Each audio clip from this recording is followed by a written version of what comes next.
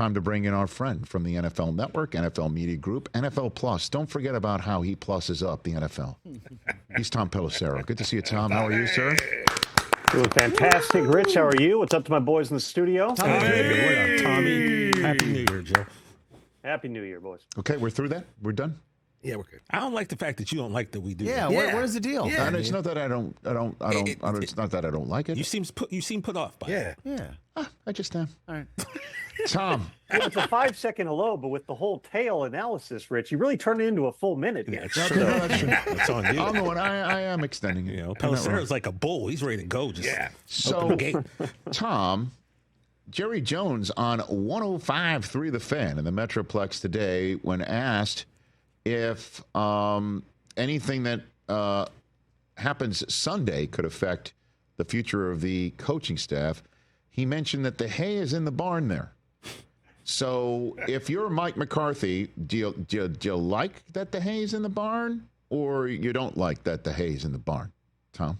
If I'm Mike McCarthy, I don't want my fate being decided by, an evaluation type of game in Week 18 where the opponent has a lot more motivation to play well than necessarily your team does. And credit to Mike and that staff. They've kept guys playing hard. They've won games with Cooper Rush. This is not by any means a Cowboys team that's mailed it in on a season that, felt like it was already on life support back in October. This is going to be a really interesting type of a situation. And I'm sure Jerry Jones loves the fact that he's got some time to play with. Mike McCarthy's contract does not expire until January 14th. So in essence, under NFL rules, they've got about a 9-day exclusive negotiating window in which other teams can request permission. They can deny it to talk to Mike McCarthy. They can see if there is an accord that would keep McCarthy in Dallas. Once January 14th hits, McCarthy does not need permission. He can go interview and potentially take another job. And I do anticipate, as we talked about, Rich, last week on Game Day Morning, there are going to be other teams interested in Mike McCarthy.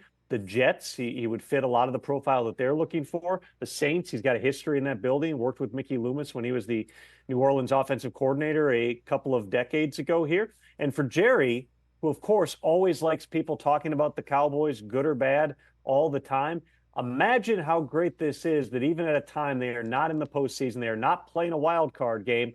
By just moving very deliberately through this process, he can keep people talking about what exactly is happening in Dallas for up to 9 days before he really has to make a final and full decision. All right. So your answer leads to my next question. So you can confirm that the Jets know what they're looking for. Is that where you can confirm that you said that Mike McCarthy is something that the Jets would be interested in because they know what they're looking for? If that's the case, what are they looking for, Tom? Can you let me know about what the Jets' plan is, Tom? Here's what I would say about the Jets. And it's not that they have a clear vision of a singular person that they're looking for, but after having a first-time head coach and a first-time GM last time around, they are certainly going to skew toward experience in one, if not both spots. And this is also at a time where, in all likelihood, they're going to have to draft a quarterback. They're going to have to bring a young player along at that position. And if you look around, who are the experienced offensive coaches with a history of quarterback development that are available right now on the market? Some of the names that come to mind, there's obviously Mike McCarthy, who, when he, even setting aside his assistant coaching days, he got to Green Bay. Brett Favre had a career renaissance in 07. He brought Aaron Rodgers along, and he, obviously developed into a 4-time MVP winner. You had Dak Prescott, who last year with McCarthy calling the plays had the best season of his career. And Mike's won 61% of his career games and has won a Super Bowl and gone to the playoffs 12 times in 18 years. When you're trying to reestablish credibility alone in your program, it would make sense. Again, it's not a hard and fast rule. They could hire a first-timer if they want to, but it would make sense to get somebody who's got the proverbial pelts on the wall to be able to show, hey, this is a different time for the New York Jets. Beyond that, okay, offensive coaches who have had some degree of success as head coaches. Jon Gruden is on that list, and that is a name that I fully anticipate you are going to hear. I believe there will be interest in Jon Gruden this time around, even after 3 years ago. Obviously, he resigned as the Raiders head coach after offensive emails were leaked, and there's ongoing litigation involving Jon Gruden in the league over those emails. But for a team like the Jets, who's looking for experience, for a team like the Saints, that last year, my understanding is Gruden could have had the offensive coordinator job if he wanted it. He ultimately decided that he did not want to do that. The Raiders obviously know him well. The Buccaneers, if they were to make a change, know him well. There's a lot of teams that have a lot of respect for Jon Gruden out there. So if that's what you're looking for, that's another name. Beyond that, you're talking about a pretty short list. Matt Nagy's another name that I think you're going to hear pop up. And I know that, there's a certain coterie of fans, namely in Chicago, who hear that name and don't understand why he's going to be a head coach again. The guy had a winning record in Chicago. He went to the playoffs twice with Mitch Trubisky as his quarterback. And Nagy's first year, if not for the double doink, they were one of the hottest teams, and they're dancing in the locker room with the smoke machines and everything. Like, it was fun. And then, there were maybe some things staffing-wise that could have been different and whatnot. But those are some of the names. There's not a lot of those guys, offensive coaches who have experience. Again, that's not to say the Jets need an offensive coach or even necessarily that they're going to look for experience. But if I were guessing, Rich, what the profile is that they're looking for, certainly success as an NFL head coach would be a really big plus on a resume. Well, that dovetails into who they're talking with right now, or who they just tweeted out that they just concluded an interview with. The Jets got the first crack at Mike Vrabel. Now that he's out there, and I guess what the Browns reworded his consultant deal so he could start the process, and he just chit-chatted with the Jets right there. What's Vrabel's dance card going to look like, do you think, here, Tom? I would fairly tell you, Rich, every team right now that has an opening, has a vacancy for a head coach, has done extensive research on Mike Vrabel. And there are teams that potentially are going to have head coaching vacancies that also have done work on Vrabel. Again, he's on that very short list of coaches who have had success in the NFL. Obviously, Mike's a very bright guy, knows the rules better than anybody else. He maxed out what that Titans team was. But the last year and a half or so did not go well. And there was a GM change, and they ended up hiring a guy that was not Vrabel's preferred pick for the position. And then there's, all the stuff where he flew to New England during the bye week and was sitting in Robert Kraft's luxury box and telling the crowd on the microphone that, hey, enjoy this because it's not like this everywhere, all while being employed as the head coach of the Titans.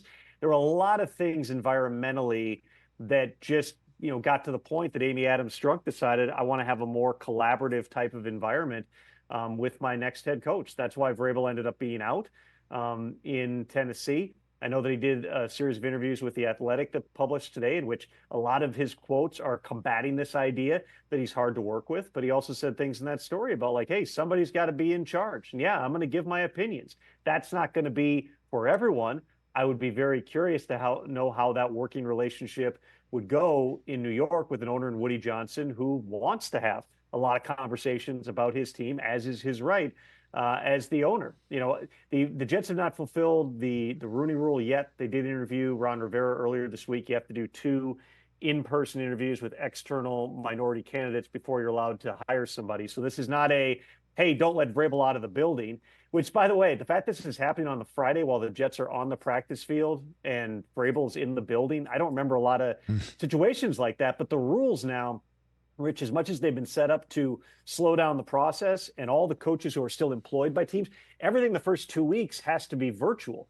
The exception to that rule is if you are out of work, if you have an expired contract, which by the Browns giving Vrabel a week head start here, he's able to interview in person. Well, Mike McCarthy's contract is up January 14th. He too can interview in person. Everybody else, all the currently employed coaching candidates, cannot interview in person until after the divisional playoff games. There's cadences with virtual interviews here, but it does give the guys who don't currently have a job or soon will on paper not have a job a leg up and an opportunity to make a first impression. Well, I mean, it makes sense, despite the awkwardness, Tom. It makes sense that your Jets would do this on the Friday before their final game to utilize the advantage that Woody Johnson created way back in Week 6. Only to have that spark that he was looking for lead to 2 more wins. At least they should use that to their advantage. So, and at the same time, too, in the nonstop Cold War, if you will, between New York Jets and New England Patriots, to go ahead and maybe land Mike Vrabel if they can, That would be a fascinating plot twist because, as you were describing, Mike Vrabel's availability and even Jon Gruden's name caused my friend across the aisle, Chris Brockman, to start throwing his hands up in the air for the international symbol of what about us, except the fact that his Patriots currently have a head coach in Gerard Mayo. That is my long wind-up to this pitch. Is Gerard Mayo in trouble? Could the Crafts with Vrabel out there talking to the Jets and being out there, could they make a move, do you think, Tom?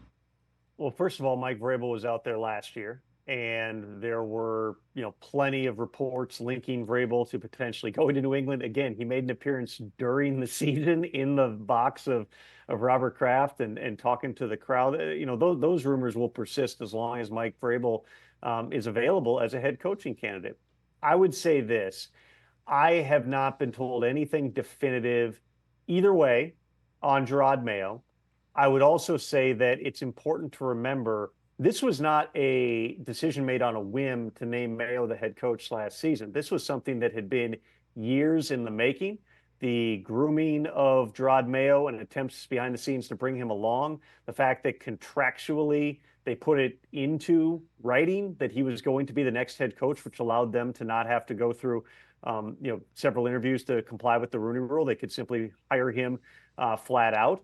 Robert Kraft was very proud, if you go back to that introductory press conference in January, talking about how this was the first black head coach in Patriots history and the long history that Gerard Mayo had with the club, all of which is to say this has been a profoundly disappointing season for the Patriots.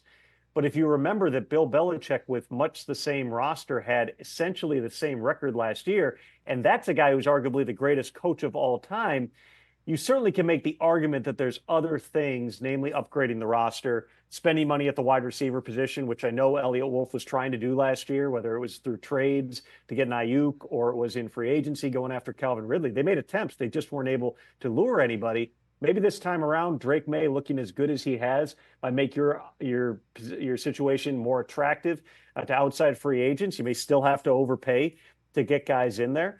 And then there's probably going to be tweaks to the coaching staff as well. We all lip read along, Rich, with the Crafts when they were up in the suite saying, I believe the quote as read by the lips or from the lips was the offensive play calling is terrible, which just on the surface, Alex Van Pelt's a very, smart and capable guy. That's not a great sign for him when the owners are saying that. So perhaps you're thinking about let's make changes to the offensive staff.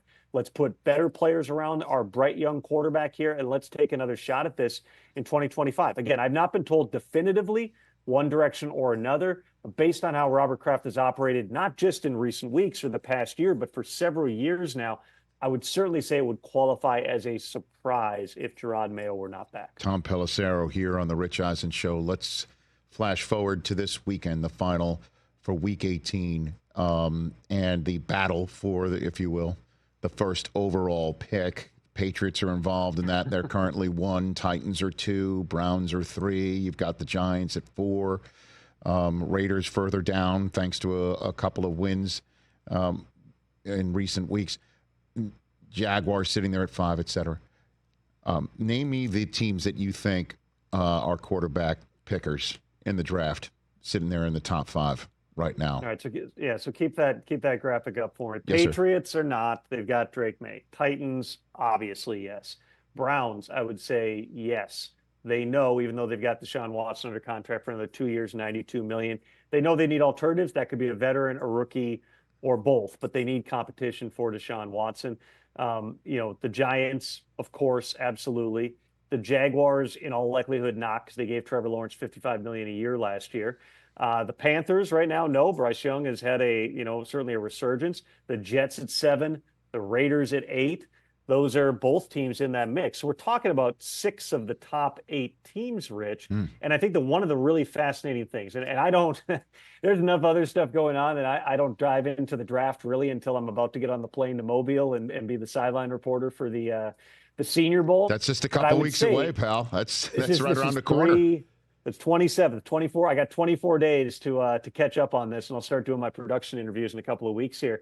But I would say, just in my casual conversations with people within the league, there is certainly not consensus that there's going to be 1, 2, 3 quarterbacks that are all going up there in the top 5. In fact, some of the most commonly talked about names could end up, being projected lower than anybody realizes. The names that people bring up the most would be Cam Ward out of Miami as certainly a prospect. In another year, is he a top prospect? Maybe not, but this is this particular draft class. Shedeur Sanders, for a variety of reasons, is going to be a really fascinating overall evaluation. And, I've already talked to people within the league who don't have anything close to a first-round grade on the guy. He certainly has fans. He certainly comes in with high profile, but this idea that, I think what did Shedeur do? Didn't he walk into the bowl game wearing a Giants outfit or something like that? The idea that he's just going to walk in and be the number 1 pick, that's probably pushing it. I'd probably, and I'm not setting odds on this, Rich, of course, because I would not do that on your show.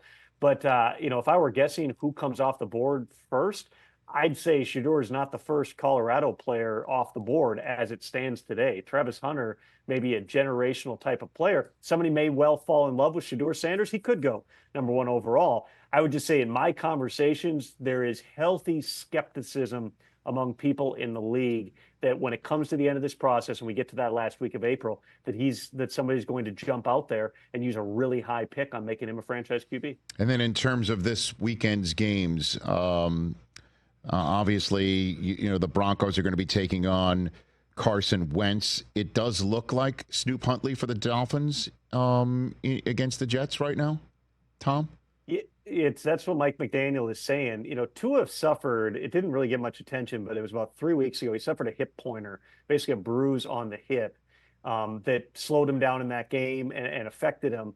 Then the following week, he got hit again. And the word is it's not a bruise at this point that's the concern. It's something muscular. And from my understanding, it's really impacting his strength and mobility. And so they just don't feel comfortable putting Tua onto the field. And I'm certainly not going to sit here and bag on Tua about durability. We all know the track record. We all know the serious, time that he has missed because of concussions in his career. But you go back a couple of years ago and they go into a playoff game with Skylar Thompson at quarterback. Now here they are facing that same team a couple of years later with the playoffs on the line, and Tua is out once again.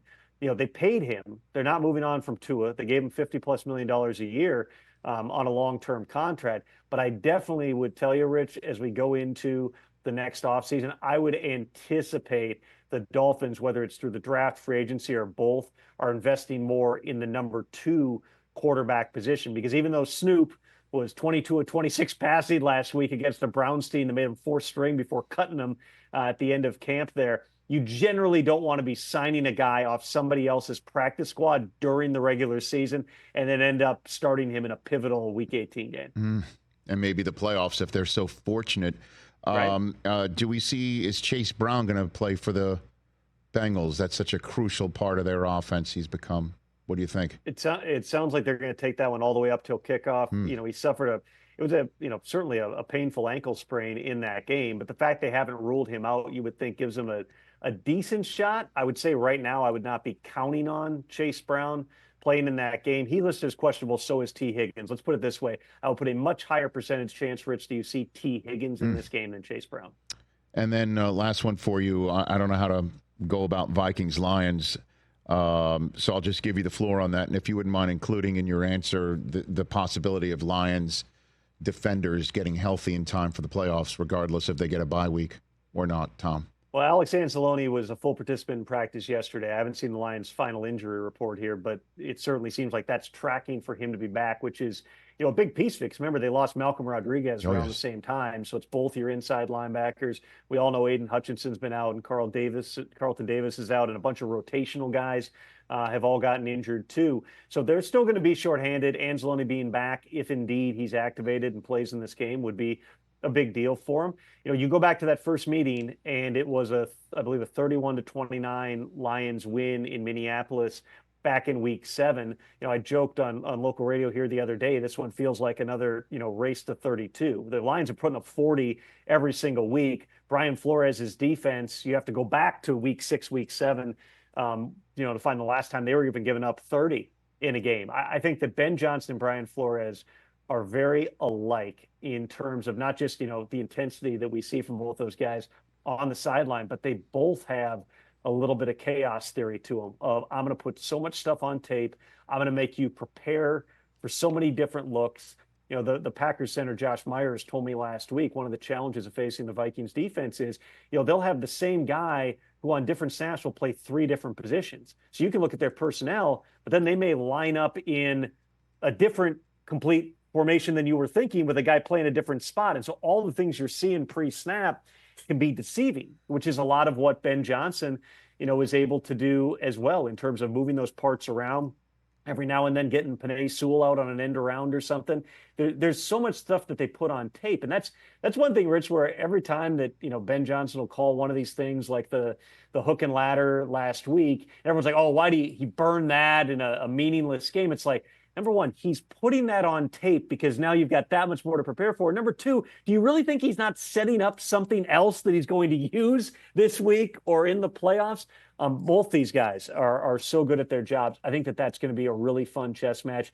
And the same thing on the other side of the ball. I mean, Kevin O'Connell, there's a reason that I fully anticipate. Coach of the year sometimes is tough to predict, but I'd be shocked if Kevin O'Connell is not the coach of the year in the NFL. You saw that scene in the locker room last week where everybody's dousing Sam Darnold with water bottles and throwing them up on their shoulders in the middle of the locker room. It's such a cool culture. They've got such a great locker room in that building. And going up against a group with, Aaron Glenn's defense that, they've been giving up a lot of points, but look what they're playing with. You got a bunch of guys out there. They're signing off other teams' practice squads and just trying to get by here. I think it's going to be a physical fight because that's the brand of football the Lions always play. I think that the creativity on both sides, nobody's going to hold anything back because I had this thought, Rich, when I walked out of US Bank Stadium last week after the Vikings beat the Packers. I grew up in Minneapolis, okay? So I've followed the Vikings going back to, being a kid. And you remember those years where it really feels like there's something special because you feel it in the community here and the things that, the texts I still get from friends and family members and whatnot. And everybody remembers what it felt like in 1998 and 2000 and 2009 and in 2017. And every one of those years, hey, you get to this point, you've won this many games. It's like, all right, home field advantage, here we go. And I'm walking out of the stadium going, that might have been their last home game. They got to go into Detroit and beat the Lions, or that's it. They're going to Tampa or something next week. It's wild to think that you're going to have a 14-win wild card team going on the road. But I also can't help but think, Rich, somewhere down the line, and depending how the seeding lines up, it'll probably be a divisional playoff game. But who knows? Maybe this is the not the last Vikings-Lions game we see here in the playoffs. How about that, Tom? One thing we definitely have seen the last of is the Elvis album cover over your right shoulder. It must be the end of the holiday season. So sad. I cycled him out. I got to New Year's Eve and decided all the garland, the Christmas trees, the Elvis album had to come down. So got my friends Pew Pew Pew back up there. They'll hang out for a little bit. Oh, is that Jonathan Gannon's favorite? Is that it? Okay. They're my guys. They're big football fans. They're fans of your show, Rich. Fantastic. Send them my best. Send them my best. All right, Tom, the Hayes in the barn in this segment. I appreciate the time. Thank you so much. Thanks, Rich. Thanks. Tom Pelissero. Everybody check him out on the Insiders, NFL Game Day Morning, and more. Catch the Rich Eisen Show every single day on the Roku channel, 12 to 3 Eastern, for free.